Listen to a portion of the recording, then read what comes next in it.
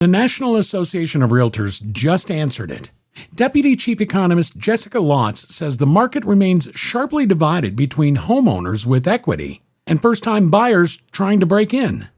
So who will buy the baby boomers' houses? NAR just answered that question, and the answer is 42%. Baby boomers were 42% of every home buyer in this country over the past year. Millennials, 26%.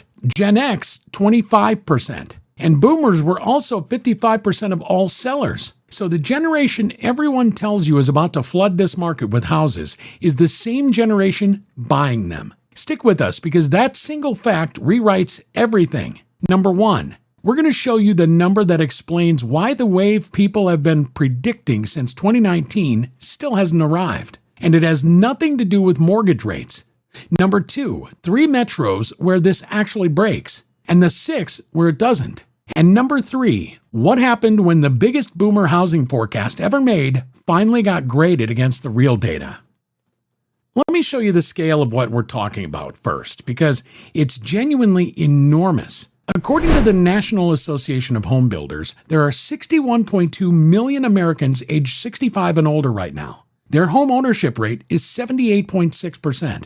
That works out to 29.6 million homes, which is 34.1% of every owner-occupied housing unit in the United States, worth roughly $13.8 trillion. That's a third of the residential property value in this country sitting with a single age group. So the question is fair. When that generation moves on, who steps in? And for years, the assumed answer was millennials. That answer is wrong, and NAR has the receipts. In the 2026 Home Buyers and Sellers Generational Trends Report released April 15th, the first-time buyer share fell to 21%. That's the lowest reading since NAR started tracking it in 1981. Before 2008, the historical norm was 40%. The median age of a first-time buyer is now 40 years old, an all-time high. And 79% of all buyers today are repeat buyers, with 30% of them paying all cash. Here's Jessica Lotz again, and this is the line that should be on a billboard. The share of first-time buyers has contracted by 50% since 2007, and she called the implications for the housing market staggering. So, why is this happening? Everyone wants to blame mortgage rates. It isn't rates, it's the down payment, and we want to make this tangible for you. The median existing home price in July was $434,100 according to NAR. Put 20% down, and that's $86,820 in cash. The median first-time buyer earns $94,400 a year. So the down payment alone is 92% of an entire year of pre-tax income. Now go the other direction and put 5% down. Your loan is $412,395. And at the 6.69% average 30-year fixed rate, your principal and interest is $2,658 a month. That's 33.8% of gross monthly income before you pay $1 of taxes, insurance, or mortgage insurance. That's the trap. Either you produce 92% of your annual income in cash, or you hand over a third of every paycheck. Now compare that to a boomer who sold a home held 15 years. NAR reports the typical homeowner gained $128,100 in housing wealth in just the past 6 years. That single gain covers the down payment 1.5 times over. That's why 30% of repeat buyers are paying cash and paying $0 in principal and interest per month. It's not a competition. It never was. Which brings me to number 1. The number that explains why the flood keeps not arriving. It's 66%. Roughly 66% of baby boomer homeowners have no mortgage at all. They own free and clear. And that detail matters more than anything else in this video because it means there is no forced seller, no bank, no reset, no payment shock, no deadline. Freddie Mac's research found 68% of boomers plan to age in place or have no plans to move again. And of the ones who do carry a mortgage, 53% are locked below 4%. The Harvard Joint Center for Housing Studies measured the behavior directly. Between 2016 and 2021, only 5% of households aged 65 and older moved in the previous year, against 16% of households under 65. So the supply everyone is waiting on is entirely discretionary. It arrives when the owner decides, or when an estate decides, and never a day sooner. Everyone modeling a crash has been modeling a distressed seller who doesn't exist. And there's a second reason that seller isn't in a hurry. And this reason is about where the money is actually going. Freddie Mac put boomer home equity at $17.3 trillion as of the second quarter of 2024, which was 50% of all home equity in the country. For scale, Federal Reserve data shows total owners' equity in real estate reached $34.9 trillion in the first quarter of 2026, with owners holding 71.6% of the value of their own real estate. That's an extraordinary cushion. But look at what Freddie Mac found they intended to do with it. 75% of boomer homeowners plan to leave the home or the proceeds to their children or family, and only 9% plan to use their home equity or reverse mortgage to fund retirement. Think about that for a second. The overwhelming majority are not treating that house as a retirement account they need to liquidate. They're treating it as an inheritance they intend to pass down. That's a completely different timeline than a sale, and it doesn't respond to mortgage rates, price cuts, or inventory reports at all. Real quick, if this market intel is helping you make better decisions, hit that notification bell. We drop new housing data every week, and the viewers who catch it first get the best opportunities. The bell ensures you see everything immediately, not days later when the market's already moved. And this is exactly why this mismatch keeps widening. Redfin published an analysis on April 2nd called The Great Housing Mismatch, and the finding is remarkable. Empty nest boomers, meaning households of one or two adults with no kids at home, own 28% of every large home in America, defined as 3 bedrooms or more. Millennial families with children own 16%. Redfin also found 57.8% of boomer homeowners have fully paid off their mortgage. Try saying boomer homeowners 10 times fast. Pretty tough. Their agent in Philadelphia, Brenda Beiser, explained the mechanism perfectly. Younger families have a hard time finding those homes because the older people living in them can't find anywhere they want to move. Read that again. It's not that boomers won't sell, it's that there's nowhere for them to go. And the Harvard Joint Center found fewer than 4% of American homes have the 3 features an aging owner actually needs, which are single-floor living, a no-step entry, and wide halls and doorways. We built almost nothing for this transition, so the transition stalls.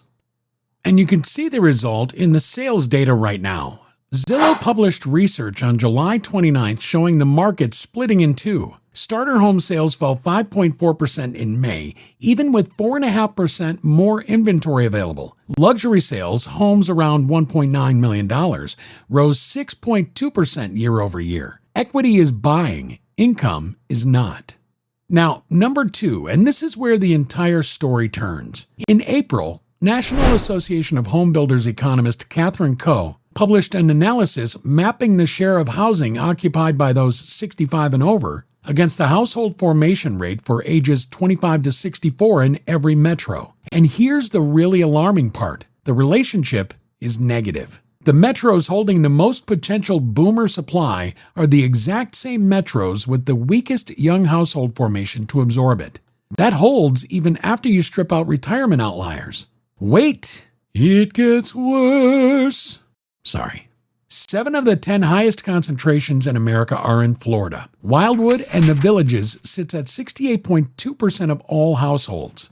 Homosassa Springs next door is 52.7%. In Pittsburgh, up to 24.3% of homes occupied by owners 65 and older were built before 1980. And NAHB says plainly those homes are unlikely to be direct substitutes for newer construction. The 3 metros carrying real oversupply risk are Pittsburgh, Buffalo, and Rochester. The 6 that absorb it comfortably are Denver, Charlotte, Austin, Durham, Chapel Hill, Knoxville, and Jacksonville. Koh's own words, markets like New York and Los Angeles are so constrained the potential homes released are not sufficient, while Austin and Charlotte are likely to continue to absorb the units released as population is growing. So there's no national answer. There are 2 completely different countries here. And before anyone says Wall Street will buy them, let me correct the record because the details are getting misreported everywhere. The 21st Century Road to Housing Act became law on July 11, 2026. It defines a large institutional investor as an entity with investment control of not less than 350 single-family homes. But here's what it actually does. It restricts future purchases. It's not an ownership cap, and there's no forced divestiture. The act contains no requirement for a large institutional investor to divest or sell a single home it already owns. And here's the kicker. Cotality, formerly CoreLogic, data reported in July puts mega investors owning 350 or more homes at 0.66% of the nation's single-family homes. Not 6%, 0.66%. Their purchases were already down almost 70% from the 2021 peak before this statute ever took effect. The buyer everyone is arguing about was already gone and was never large enough to matter. Which brings me to number 3, and this is the part nobody wants to say out loud. Back on November 25, 2019, Zillow projected more than 20 million homes would be released by 2037. That forecast got repeated for 7 straight years, and a prominent Wall Street analyst pushed the number above 30 million. Then in July 2022, the Mortgage Bankers Association's Research Institute for Housing America published Gary Englehart's work out of Syracuse University, and it graded the whole thesis. The projection was excess supply of roughly 250,000 units per year, which is less than 0.5% of the housing stock, with no measurable price reductions. Most of the adjustment would come through reduced new construction, not falling prices. Freddie Mac's own estimate is roughly 9 million homes over the decade, and they called it more of a tide than a tsunami. So here's our controversial take, and it's fully on the record. The people promising you a flood of cheap boomer homes are grading their own homework. NAHB Chairman Bill Owens said it in June. As older Americans stay in their homes longer, the silver tsunami won't solve the housing shortage on its own, and expanding supply becomes more urgent, not less. So what do you actually do with this?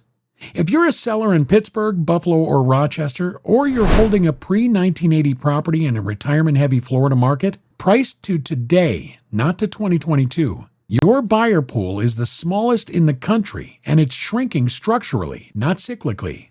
Every month you wait, you're competing against more inventory from owners who are running the same math you are. If you're a buyer, stop waiting for the national crash. It's not coming as a single event, and 4 of the past 7 years of forecasts have already been wrong. Get specific about your metro. In Denver, Charlotte, Austin, Durham, Chapel Hill, Knoxville, or Jacksonville, released inventory gets absorbed, and you should be negotiating on individual properties, not waiting on a wave. And if you're a homeowner or an investor sitting on equity, understand what the data just told you. You are the buyer. 30% of repeat buyers are paying all cash, and boomers are 42% of the market. Your equity is the most powerful position in this housing market, and the deferred maintenance, pre-1980 inventory nobody else can finance is exactly where that equity buys the most. Bookmark this video. Come back in 6 months and check every number we just showed you against what actually happened. That's how confident we are in this data. Subscribe and hit the notification bell so the next video lands in your feed the moment it drops. And watch this one next.